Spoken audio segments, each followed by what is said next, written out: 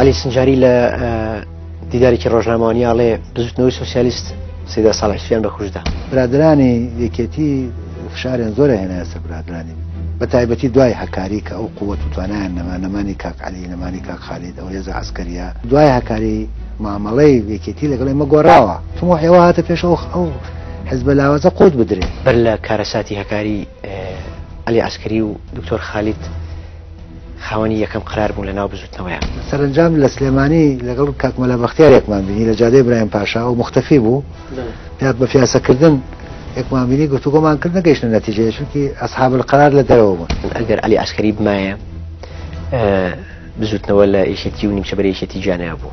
ئەوە بۆ چوون و ڕێی ئێمە بوو بە نووسینەکان هەندێکی ماون دوای لە شەڕی قڕناقاو پشتاشان گیرا و نامەیە ڕوودا و مێژوو شەوی سێشەممە کاتژمێر 8:05